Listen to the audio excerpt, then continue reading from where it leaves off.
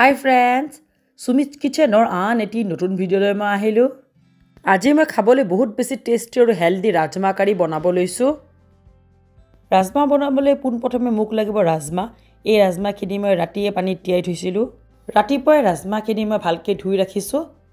Saok rajma khini kiman dhuniyake fuli goise. Apunaloke to hokolue jane je rajma healthy hoar uporiu yat posur matrat fiber ase, protein ase, iron ase আৰু ই cholesterol মাত্ৰা কমাই ৰাখাত সহায় কৰে। এই ৰেচিপিটো বনাবলৈ মুক লাগিব দুটা পিয়াজ ৰুকি লোৱা, তেজপাত দুখিলা, শুকান জলকীয়া দুটা, গোটা জিৰা, লং, ইলাচি, দালচিনি, বিলাহীখিনি মই পিহনাত ৰুকি লৈছো, আদা নহৰুৰ পিছা, চাৰিটা কেঁচা জলকীয়া মই খুন্দনাত খুন্দি লৈছো আৰু লাগিব ৰাজমা। প্ৰথমে মই গেছটো অন কৰি প্ৰেছাৰ কুকাৰ এটা বহাই ললো। ইয়াতে মই জুখমতে অলিভ অইল দিছো।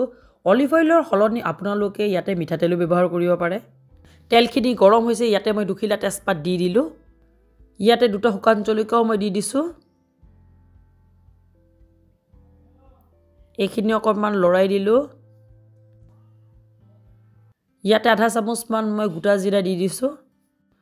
লগতে ইয়াতে মই এটা ডাঙৰ ইলাচি খুন্দনাত অকণমান থেতেলাই পেলাই দি দিছো। ইয়াতে মই পিহনাত ৰুকি লোৱা পিয়াজৰ পেষ্টটো দি দিলো। এইখিনি অকমান লৰাই দিছো। ইয়াতে মই খুন্দনাত খুন্দি লোৱা জলকীয়াখিনি দি দিছো। জলাটো আপোনালোকে কম বেছি কৰিব পাৰে। 2 চামুচ মান পিছি লোৱা আদা নহৰুখিনি দি দিলো। এইখিনি ভালকে লৰাই ল'ব লাগিব। এইখিনি এতিয়া কম গেছত 1 মিনিট মানৰ কাৰণে ঢাকন দি থম। 1 মিনিট পিছত এইখিনি আকৌ মই লৰাই দিছো। ইয়াতে এতিয়া পিছি লোৱা বিলাহীখিনি দি দিছো। এইখিনি ভালকে লৰাই দিব লাগিব। ইয়াতে অকণমান চেনি দিছো। চেনি দি পেলাই এইখিনি ভালকে লৰাই দিছো। ইয়াতে মই 1.5 চামুচ নিমখ দিছো। নিমখটো আপোনালোকে নিজৰ সোৱাদ অনুযায়ী দিব। হালধি গুড়াও 1 চামুচ দি দিছো। এইখিনি ভালকে লৰাই লৈছো। ইয়াতে মই আধা চামুচ মান জিৰাৰ গুড়ি দি দিছো। লগতে আধা চামুচ মান ধনিয়া গুড়িও দি দিছো। এইখিনি ভালকে মিলাই লৈছো। ইয়াতে অকণমান কিচেন কিং পাউডাৰ দি দিছো। কাশ্মীৰী মিৰ্চ পাউডাৰ আধা চামুচ মান দি দিছো। এই আটাইখিনি মিলাই দি ইয়াতে মই অকণমান পানী দিছো যাতে মছলাখিনি প্ৰেছাৰত লাগি নধৰে। ইয়াতে এতিয়া মই ৰাজমাখিনি দি দিলো।